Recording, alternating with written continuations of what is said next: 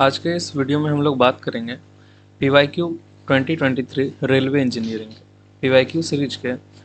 इस वीडियो में हम लोग देखेंगे कि रेलवे इंजीनियरिंग में इन जो हमारे सेमेस्टर एग्ज़ाम में 2023 में कौन कौन से क्वेश्चन पूछे गए हैं उसको हम लोग आज डिस्कस करेंगे। तो फर्स्ट क्वेश्चन हम लोग देखते हैं, explain different type of गॉजेज used in India.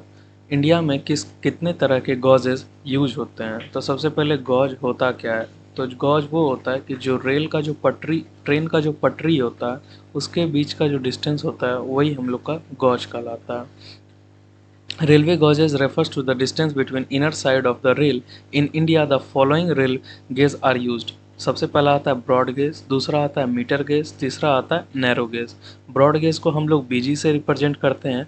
The most common gauge in India with the width of 1676 mm यानी 5 feet 6 inch. It is use to most main line route and ensure stability and higher speed. इसकी बात broad gauge की बात करें तो ये सबसे common gauge India में होता है और इसका जो में जो विड्थ होता है वो होता है 1676 अगर फीट में बात करें तो 5 फीट 6 इंच। और सबसे ये मेन लाइन और मेन रूट में इसे लगाया जाता है ताकि स्टेबिलिटी और हायर स्पीड दोनों मेंटेन रह सके। अगर मीटर गेज की बात करें जिसे हम लोग MG से डिनोट करते हैं, जैसे कि नाम से ही डिनोट हो रहा है मीटर गेज, यानी ये वो 1 mm का होगा, सॉरी 1 मीटर का होगा। अगर में कन्वर्ट करें तो उसे होगा 1000 mm। अगर फीट में देखें तो 3 फीट 3/3/8 इंच का होगा। This gauge is mostly use in found in regional and rural area. It is gradually phased out in favour of broad gauge. Basically जब पहले के समय में ये गेज यूज होता था और वैसे जगह पे ये गेज आपको देखने को मिल जाएगा जहाँ पे कोई ज़्यादा डेवलपमेंट नहीं हुआ हो, या फिर रीजनल कोई एकदम सुदूर ग्रामीण इलाका या फिर गांव का इलाका जहाँ पे रेलवे क्रॉसिंग होता हो, जो डेवलप ना किया हो या फिर पहले से ही रेलवे बना हुआ हो, वहाँ पे यूज करते हैं। अगर नैरो गेज की बात करें तो इसे रिप्रेजेंट करते हैं NG से। This includes gauge with width of 762 mm और 2 फीट 6 इंच। एंड इसका नैरो गेज का दो होता है, एक होता है 762 mm और एक होता है 610 mm। अगर फीट में बात करें तो 2 फीट 6 इंच और 2 feet respectively. Narrow gauge lines are often use in hilly region and for heritage railway. जो भी हिली रीजन होता है, जो कि मतलब कि जैसे कि हिल के इलाकों में और स्टीप इलाकों में जहाँ पे रेलवे होता है वहाँ पे हम लोग नैरो गेज का यूज करते हैं। यहाँ पे नेम ऑफ गेज और विड्थ देख सकते हैं कि ब्रॉड गेज का कितना है, मीटर गेज का कितना है, नैरो गेज का कितना है। सारे विड्थ मीटर में दिए हुए हैं और गॉज का डिस्टेंस जो होता है वो कैसे मीजर करते हैं इस फोटो में दिखाया गया है। और नीचे में दिखाया गया है कि स्लीपर का अलाइनमेंट क्या है, रेल का अलाइनमेंट क्या है और गॉज कहाँ से कहाँ तक होता है, ये हम लोग देख सकते हैं। अगर नेक्स्ट क्वेश्चन की बात करें तो what is creep of the rail, explain the all theories of creep. Basically creep क्या होता है। It is a longitudinal movement of rail with respect to sleeper. ये एक लॉन्गिट्यूडनल मूवमेंट होता है किसके रेस्पेक्ट में, स्लीपर के रेस्पेक्ट में। Creep of rail can be understood by different theories. हम लोग क्रीप को बहुत दो तीन तरह के थ्योरी से डिस्कस कर सकते हैं। The phenomena of creep common in real and its maximum value is limited to 15 centimetre. मतलब कि क्रीप जनरली एक कॉमन टर्म है और इसका जो मैक्सिमम जो वैल्यू होता है वो होता है 15 सेंटीमीटर। अगर वेव इसके कुछ थ्योरीज की बात करें तो सबसे पहला आता है wave action theory. According to wave theory इसमें क्या होता है कि क्रस्ट और ट्रफ बनता है। क्रस्ट यानी उठना, ट्रफ यानी नीचे गड्ढा। क्रस्ट और ट्रफ जैसे ही बनता है उस कारण से जो मूवमेंट रेल में आता है या डिफॉर्मेशन या इलोंगेशन आता है उसको हम लोग कहते हैं वेव एक्शन थ्योरी। जब भी कोई रेल यानी जब भी कोई रेल पे व्हील चलती है तो उसके द्वारा क्या होता है, एक वेव जनरेट किया जाता है। वेव जनरेट से क्या होगा कि जो व्हील के नीचे आएगा वो ट्रफ में चला जाएगा और ऊपर जो उठ गया साइड साइड में रेस्पेक्टिव में वो हो गया क्रेस्ट। इस कारण से जैसा कि फिगर में देख भी रहे होंगे, रेल है जहाँ जहाँ पे व्हील रखा हुआ है वहाँ पे क्या है, एक ट्रफ पोर्शन बना है और साइड साइड में क्रस्ट पोर्शन बना है, जिस कारण से हम लोग इसे क्रीप जनरेट होता है। क्रीप जनरेट यानी इलोंगेशन हो जाता है और वेव एक्शन थ्योरी इसे ही कहते हैं। अगर नेक्स्ट थ्योरी देखें तो वो है percussion theory. According to this theory creep occurs due to impact load are. अब देखिए कि इम्पैक्ट लोड आर, यहाँ पे एक मार्क आर है, उसे ध्यान में रखेंगे, of wheel at the rail end at point P at the end joint.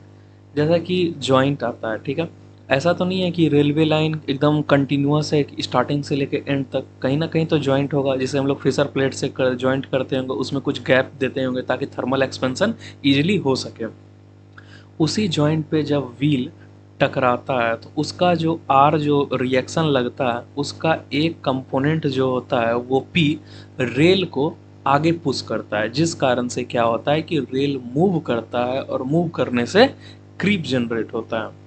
अगर ड्रैग थ्योरी की बात करें तो ये होता है, according to this theory creep is due to frictional drag. जो भी ट्रेन का मूवमेंट होता है उसमें फ्रिक्शन फोर्स लगता है, उस कारण से ड्रैग, उस कारण से क्रीप जनरेट होता है, इसीलिए हम लोग इसे ड्रैग थ्योरी कहते हैं। अगर नेक्स्ट क्वेश्चन की बात करें, what is the ballast in permanent way, mention the function and state the requirement of good ballast material. Ballast is a layer of crushed stone or other material placed beneath the around railway track. It serves several essential functions in the construction and maintenance of the permanent way, which is the structure that support the rail and facilitate the train operation.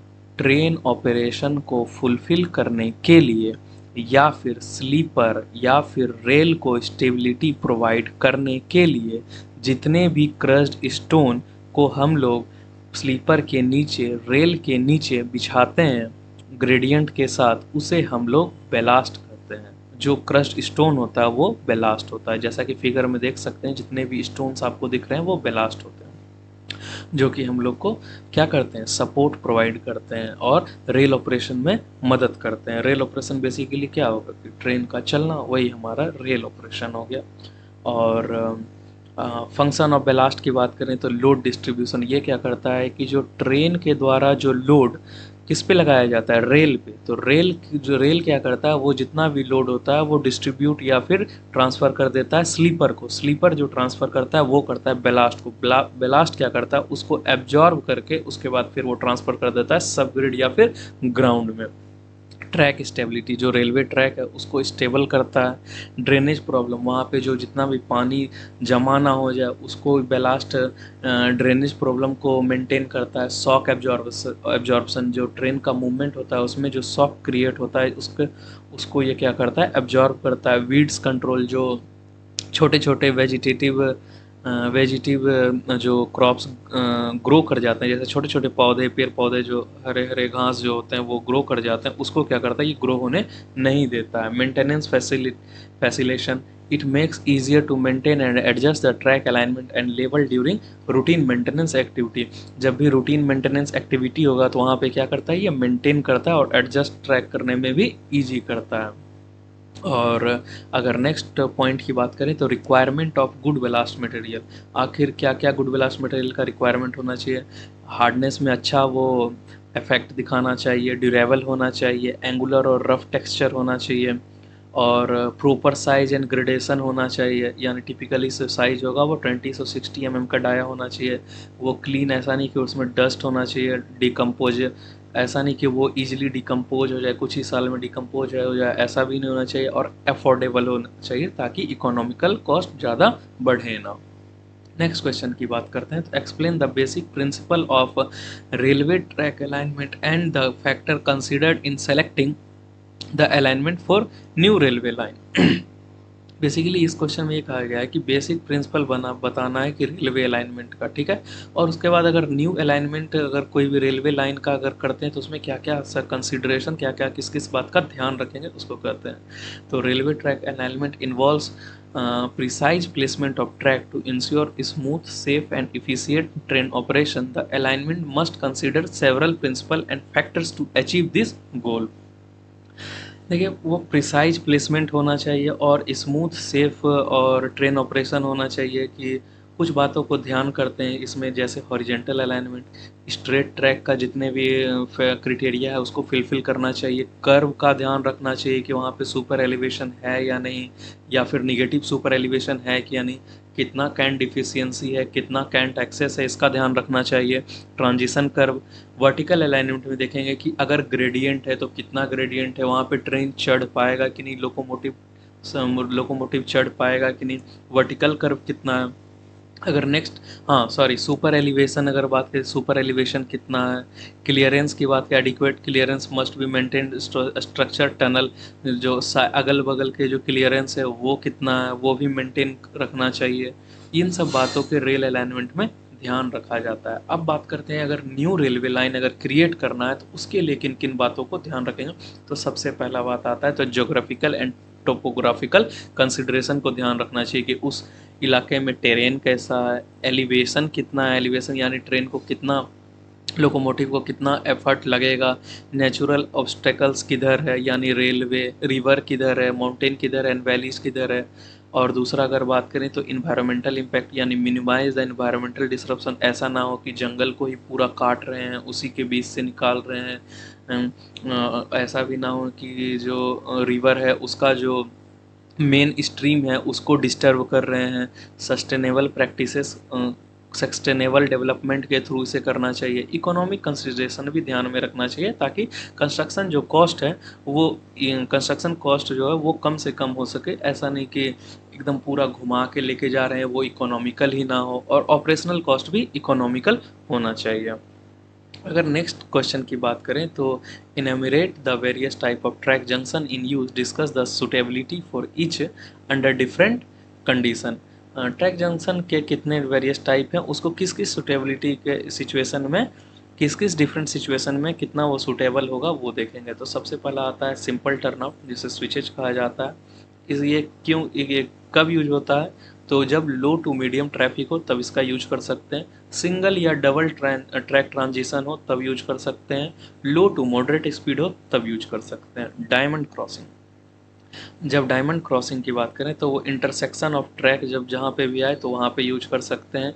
Used where two line crosses but not need to switch, यानी switch का जहाँ पे use ना हो लेकिन crossing भी देना हो तो यहाँ पे डायमंड क्रॉसिंग भी दे सकते हैं। अगर जहाँ पे मॉडरेट स्पीड में ट्रेन को अगर मूव कराना हो तो यहाँ पे डायमंड क्रॉसिंग का यूज कर सकते हैं। Double slip and single slip crossing की बात करें तो इसका जो होता है वो कॉम्प्लेक्स इंटरसेक्शन होता है, ठीक है। Useful in congested area like major station and major yard where space is limited, ये वैसे जगह पे यूज किया है जहाँ पे कंजेशन बहुत ज़्यादा हो, यानी मेजर स्टेशन पे यूज किया जा सकता है, या फिर यार्ड जहाँ पे स्पेस बहुत लिमिटेड हो और इसमें फ्लेक्सिबिलिटी ईजिली नीडेड होना चाहिए ताकि किसी भी रूप में अपने आप को ढल सके। और suitable for moderate to low speed due to its complexity के कारण इसे हम लोग मॉडरेट स्पीड्स और लो स्पीड में ही यूज करते हैं। अगर next junction, type of junction की बात करें तो उसमें तो होता है कि सीजर क्रॉसिंग यानी सीजर क्रॉसओवर, स्पेस कंस्ट्रेंट होना चाहिए, ideal for location where space is limited but high flexibility is needed, यानी स्पेस का जो जहाँ पे लिमिटेड हो लेकिन फ्लेक्सिबिलिटी ज़्यादा चाहिए वहाँ पे। हाई डेंसिटी एरिया मतलब जहाँ पे बिजी जंक्शन हो वहाँ पे इसका यूज कर सकते हैं, या फिर बिजी स्टेशन हो अर्बन एरिया में यूज कर सकते हैं। Suitable for low to moderate speed में इसका यूज करते हैं।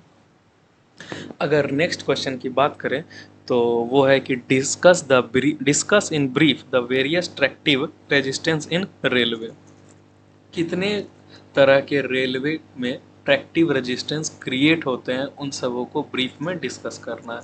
तो सबसे पहला बात करते हैं तो rolling resistance, this resistance encountered due to rolling motion of train wheel of the typically low and fairly constant resistance but it increases slightly with speed, जब भी ट्रेन का जो व्हील होता है वो अगर रेल पे मूव कर रहा होता है तो उसमें क्या होता है कि एक रेजिस्टेंस लगता है, वो होता है रोलिंग रेजिस्टेंस। रोलिंग रेजिस्टेंस जब लगता है तो वो क्या होता है कि जब कांस्टेंट स्पीड या लो स्पीड हो तब तक तो नॉर्मल रहता है, जैसे ही स्पीड बढ़ने लगता है वो क्या होता है कि वो रेजिस्टेंस ज़्यादा क्रिएट करने लगता है, इसे हम भी ट्रैक्टिव रेजिस्टेंस के अंदर में रखते हैं।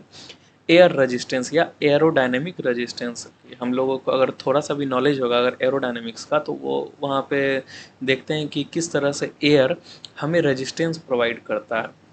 जब भी आप बाइक पे बैठे हो, पीछे बैठे हो, तो एक बड़ा सा बोर्ड लेके अगर बैठे हो, अगर बाइक मूव कर रही होती है तो वो क्या करती है, एयर इतना धक्का देती है कि वो आपको पीछे फेंकने की कोशिश करती है।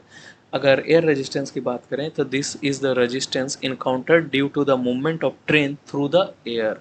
मतलब कि ट्रेन के मूवमेंट को इनकाउंटर करना किसके द्वारा, एयर के द्वारा, तो वो क्या हो गया, एयर रेजिस्टेंस हो गया। ठीक है, air resistance increases with the square of train speed. Air resistance किस प्रोपोर्शन में इंक्रीज करता है, वो इस प्रोपोर्शन में इंक्रीज करता है कि ट्रेन की स्पीड के स्क्वायर के प्रोपोर्शन में वो इंक्रीज करता है। Stream line shape reduces air resistance. Stream line shape होना चाहिए। स्ट्रीम लाइन बेसिकली आप मछली को जब देखते हैं तो क्या होता है कि मछली जो होता है उसका जो फेस पार्ट होता है यानी हेड पार्ट होता है वो एकदम छोटा होता है, एकदम पतला नोकीला टाइप का होता है, और फिर वो धीरे धीरे मोटा होते जाता है, फिर जाके पतला हो जाता है, वो होता है स्ट्रीम लाइन शेप। या फिर आप एरोप्लेन या फिर एरोप्लेन देखते होंगे, उसमें भी आप क्या कहते हैं कि स्ट्रीम लाइन शेप होता है। Larger cross sectional area face more resistance. जब क्रॉस सेक्शनल एरिया अगर किसी भी का वो ज़्यादा मतलब ज़्यादा हो तो वो मोर ज़्यादा रेजिस्टेंस करता है। जब स्पीड ज़्यादा हो तो भी वो क्या होता है कि एयर रेजिस्टेंस ज़्यादा लगेगा।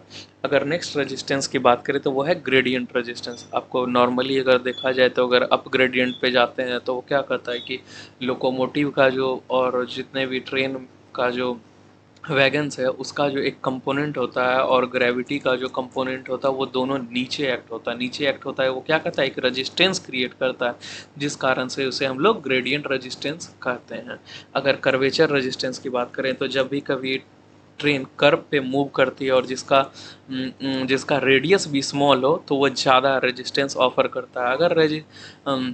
अगर हाइयर रेडियस है यानी कर्व का रेडियस जो है वो ज़्यादा है तब तो उतना फर्क नहीं पड़ेगा, वो इजीली स्ट्रेट ट्रैक की तरह बिहेव करेगा। लेकिन अगर स्टीप कर्व है यानी शार्प कर्व है और रेडियस उसका बहुत ही कम है तब वहाँ पे क्या होगा कि रेजिस्टेंस क्रिएट होगा और वियर एंड टीयर होने के भी चांसेस रहते हैं। ट्रैक रेजिस्टेंस तो जानते हैं कि अगर सॉफ्ट ट्रैक हो जाए यानी पुअरली मेंटेन हो जाए और बेलास्ट ये सब अच्छे से ना हो फिल, तो क्या करता है वो कि ज़्यादा रेजिस्टेंस प्रोवाइड करता है। अगर नेक्स्ट क्वेश्चन की बात करें तो explain with neat sketch how surface and sub surface water can be remove from railway track. Neat sketch के थ्रू हम लोग देखेंगे कि सरफेस और सब सरफेस वाटर को रेल कैसे हटाते हैं रेलवे ट्रैक से। अगर सरफेस ड्रेनेज की बात करें तो surface drainage is dealt with 3 different stages covering the entire length of track. 3 different stage में करते हैं entire length. Drainage in mid section between railway station पहला हो गया, दूसरा हो गया ड्रेनेज इन स्टेशन यार्ड, तीसरा हो गया ड्रेनेज इन स्टेशन प्लेटफॉर्म। अगर देखें तो अगर क्रॉस सेक्शन और स्केच देखें तो ये हो गया, आप ये स्केच देख रहे हैं जो साइड ड्रेनेज में आप देख सकते हैं कि जो वहाँ पे एक स्लीपर दिख रहा होगा और दूर दो जो आपको रेल दिख रहे हैं वहाँ पे उसके साइड में यानी नीचे जो 300 mm जो डेप्थ में है वो हमारा क्या हो गया साइड ड्रेन, उसी के थ्रू हमारा पानी जो है हट जाता है ट्रैक से। अगर नेक्स्ट स्केच की बात करें तो वो है ओपन ड्रेन। ओपन ड्रेनेज में ये होता है कि जो ट्रैक है, एक ट्रैक इधर लेफ्ट में और एक ट्रैक राइट में, बीच में जो ड्रेनेज ओपन ड्रेनेज प्रोवाइड किया जाता है ताकि जो भी इतना भी पानी हो उसके बीच में जाके वो इजीली फ्लो हो सके, उसे हम लोग ओपन ड्रेनेज कहेंगे। बेसिकली आपको इतना कॉम्प्लेक्स फिगर नहीं, बस थोड़ा थोड़ा ऊपर से आउटलाइन देख लेना ताकि अगर एग्जाम में आए तो आप लोग ईजिली बना सकें। अगर ट्रैक ड्रेनेज की बात करें तो ट्रैक ड्रेनेज में यह होता है कि जितने भी आउटलेट होते हैं, जितने भी पानी के जो आउटलेट होते हैं वो एक निश्चित चैनल से रिमूव किए जाते हैं ताकि उसको एक फिक्स पाथ मिल सके और उसको एक ईजिली डायरेक्शन में हम लोग फिर वहाँ से ट्रैक से हटा सकें। नेक्स्ट क्वेश्चन की सब सरफेस ड्रेनेज की बात करते हैं तो water normally reach the sub surface due to capillary action. Capillary action के थ्रू वो सब सरफेस में पहुंच जाता है। अब कैपिलरी एक्शन होता क्या है, तो कैपिलरी एक्शन होता है कि जो सॉइल या फिर सबग्रिड में छोटे छोटे पोर्स होते हैं, उसके थ्रू क्या होता है कि पानी रिसता है, यानी मतलब उसमें जो फ्लो करता है उसे हम लोग कैपिलरी कहते हैं। और seepage from adjacent area, percolation of rain water. Percolation मतलब क्या होगा कि जो भी कभी रेन वाटर हुआ, पर्कुलेशन पानी कितना वो सोख रहा है उसे हम लोग पर्कुलेशन कहते हैं।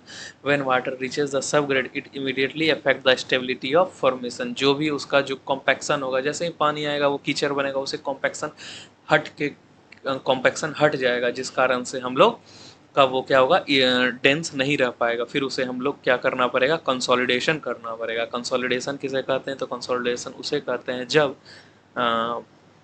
वाटर को पोर्स से एक्सेस वाटर को रिमूव करते हैं, तो उसे हम लोग कंसोलिडेशन कहते हैं। और कंसोलिडेशन लॉन्ग टर्म प्रोसेस होता है, इसका कोई फिक्स टाइम नहीं होता है। तो इसमें देखते हैं, तो the situation become verse particularly if soil is bad. Soil अगर बैड है तो उसमें ये होता है, अगर बेसिकली उस इलाके में अगर क्लेई सॉइल या फिर मॉन्ट मोरेलोनाइट प्रेजेंट है, तब तो एडवर्स कंडीशन आ जाता है, क्योंकि स्वेलिंग और श्रिंकेज बार बार होगा। Provision of inverted filter, inverted filter हम लोग यूज कर सकते हैं।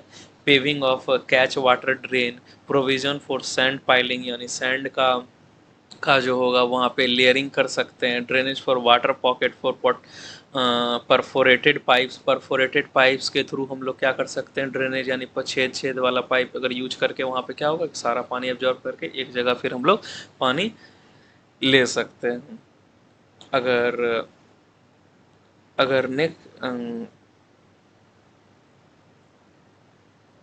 अगर नेक्स्ट क्वेश्चन की बात करें, तो what is super elevation, what are the object providing super elevation of curve of railway track. Super elevation is also known as cant. It is the practice of elevating the outer rail above the inner rail on a curve of railway track. The tilt help the counteract the centrifugal force experienced by the train. It traverses a curve, improving stability and passengers comfort. Passenger के comfort को देखते हुए, wear and tear को देखते हुए, और फिर क्या होता है कि सेंट्रीफ्यूगल फोर्स को काउंटर करने के लिए, ट्रेन के ओवरटर्निंग को रोकने के लिए, रेल्स के वियर एंड टीयर को बचाने के लिए हम लोग क्या करते हैं, सुपर एलिवेशन प्रोवाइड करते हैं। सुपर एलिवेशन किस जगह प्रोवाइड होता है, तो सुपर एलिवेशन उस जगह प्रोवाइड होता है जिस जगह कर्व आता है। जैसे ही कर्व इनिशिएट होता है तो हम लोग क्या करते हैं कि आउटर व्हील का जो होता है उसमें क्या करता है, थोड़ा थोड़ा एक ग्रेडियंट पे उठा देते हैं, यानी इंक्लाइन कर देते हैं, उसे ही हम लोग सुपर एलिवेशन कहते हैं।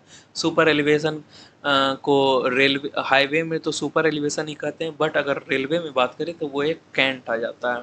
तो देखते हैं आखिर इसका क्या ऑब्जेक्टिव है कि क्यों सुपर एलिवेशन प्रोवाइड करते हैं। तो सबसे पहला ऑब्जेक्टिव सेंट्रीफ्यूगल फोर्स को काउंटर करना। When train navigates A curve, centrifugal force pushes it outward, यानी ट्रेन जब मूव कर रहा होता है हाई स्पीड में, और उसमें जो सेंट्रीफ्यूगल फोर्स जो बाहर लगता है, अगर वो सुपर एलिवेशन प्रोवाइड ना हो तो वो क्या करता है, ट्रेन को पलटाने में ईजिली, क्योंकि mv²/r, रेडियस कितना भी ज़्यादा हो उतना तो ज़्यादा नहीं है, अगर कर्व आया तो रेडियस तो फिक्स होगा। मास ट्रेन का आप समझ ही सकते हैं, वेलोसिटी आप समझ ही सकते हैं, वेलोसिटी का अगर स्क्वायर हो जाए, अगर मास से मल्टीप्लाई हो जाए, तो सेंट्रीफ्यूगल फोर्स कितना लगेगा आप समझ सकते हैं इसलिए। reducing lateral thrust on rail, centrifugal force created lateral thrust on rail, centrifugal force के द्वारा lateral thrust लगता है, उसको काउंटर करने के लिए हम लोग सुपर एलिवेशन प्रोवाइड करते हैं। अगर नेक्स्ट पॉइंट देखें, enhancing passenger comfort. Passenger comfort ये होगा कि जैसे ही वो कर्व में जाएगा तो क्या होगा कि एक आउटवर्ड फोर्स लगेगा, और पैसेंजर पे भी फोर्स लगेगा, वो क्या करेगा, एक डायरेक्शन में चिपकना चाहेंगे, लेकिन उसको काउंटर करने के लिए हम लोग कर्व देते हैं, जिससे क्या होता है कि ग्रेविटी का एक कंपोनेंट नीचे लगता है, जिस कारण से पैसेंजर अपने सीट पे ही बैठे रहते हैं। Allowing higher speed on curve, जब भी कभी हायर स्पीड प्रोवाइड करना हो तो हम लोग सुपर एलिवेशन दे के कर सकते हैं, क्योंकि हायर स्पीड तभी दे सकते हैं क्योंकि अगर कंट्रीब्यूबल फोर्स का अगर फार्मूला देखें तो वो होता है mv²/r। ट्रेन का तो मास भी हाई है, वेलोसिटी भी हाई है, अगर उसे सुपर एलिवेशन नहीं दिए, मास का वेट का कंपोनेंट नहीं नीचे लगाएं, तो क्या होगा, पलटने का चांस बन सकता है। अगर नेक्स्ट देखें तो वियर एंड टियर, क्योंकि ट्रेन का जो व्हील होता है वो होता है क्या, कोनिकल शेप में होता है, वो एक तरफ सटने लगता है, तो एक तेज़ आवाज़ होता है। जब भी कर्व में जाएगा तो आपको एक दूसरा टाइप का नॉइज़ सुनाई देगा, आप गौर कभी कीजिएगा तो वहाँ पे क्या होता है, वो वियर एंड टियर कर रहा होता है, वो रेल को क्या करता है, फ्रिक्शन जनरेट करता है, उससे भी बचाने के लिए हम लोग सुपर एलिवेशन प्रोवाइड करते हैं। अब देखते हैं कि what is negative super elevation. Negative super elevation is also known as reverse super elevation और adverse super elevation, occurs when inner rail on a curve is higher and outer rails the opposite of regular super elevation where outer rail is elevated above the inner rail to counteract the centrifugal force। Negative super elevation को हम लोग reverse super elevation और adverse super elevation कहते हैं। इसमें यह होता है कि जब भी मेन लाइन और सब लाइन दोनों एक कर्व पे होता है तो क्या करते हैं कि एक निगेटिव सुपर एलिवेशन प्रोवाइड करते हैं, क्योंकि अगर मेन लाइन पे तो स्पीड ज़्यादा देना है, वो कर्व पे रहेगा उसका, तो उसके लिए तो उठा रहेगा ट्रेन, लेकिन जैसे ही अगर सब लाइन में होगा उसके लिए तो वो डाउन हो जाएगा। इसलिए सब लाइन पे क्या करते हैं कि slow moving vehicle, slow moving उस समय तक प्रोवाइड करते हैं और मेन लाइन पे हाई स्पीड में करते हैं।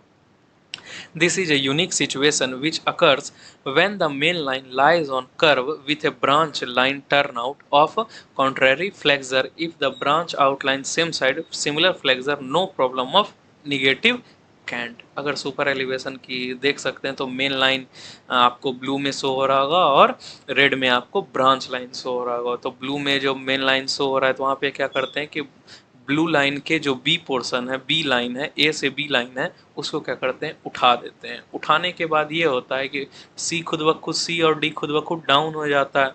उस कारण से क्या होता है कि मेन लाइन पे तो इजीली मूव कर जाता है, आउटर में तो बी ए बी पड़ा, यानी मान लिया जाए कि ट्रेन ब्लू लाइन पे आ रही है। ट्रेन ब्लू लाइन पे आ रही है तो ट्रेन जैसे ही कर्व किस साइड से बन रहा है, कर्व बन रहा है हम लोग का क्या, सी और डी साइड से। तो आउट ट्रेन के लिए आउटर क्या बना, तो आउट ट्रेन के लिए आउटर मेन लाइन का बना ए और बी, तो यानी आउटर पार्ट को हम लोग क्या करते हैं, उठा देते हैं। तो अब जब ब्रांच लाइन को डिस्कस करें तो ब्रांच लाइन के लिए इनर लाइन कौन सा हो गया, ए और ई, क्योंकि ट्रेन उस डायरेक्शन में मूव कर रहा है, और आउटर लाइन क्या हो गया, सी और एफ। लेकिन सी और एफ तो इसका क्या होगा, डाउन ग्रेडियंट पे चला जाएगा। क्यों, क्योंकि वो मेन लाइन का इनर है, मेन लाइन का इनर डाउन ग्रेडियंट पे है, तो इसीलिए ब्रांच लाइन भी डाउन ग्रेडियंट पे होगा। इसी कारण से यहाँ पे क्या करते हैं हम लोग, एक निगेटिव सुपर एलिवेशन हो जाता है। इस कारण से ब्रांच लाइन में होता है वो स्पीड को कंट्रोल्ड स्पीड में चलाते हैं। यहाँ पे वही दिखाया गया है। यहाँ पे आप इजीली समझ सकते हैं कि किस किस पोर्शन में क्या क्या है। इस वीडियो में इतना ही, और नेक्स्ट वीडियो में देखने के लिए सब्सक्राइब करें चैनल, और ज़्यादा से ज़्यादा शेयर करें ताकि हमें भी एक मोटिवेशन मिल सके कि नेक्स्ट वीडियो बनाने में। आप सबसे रिक्वेस्ट है कि कृपया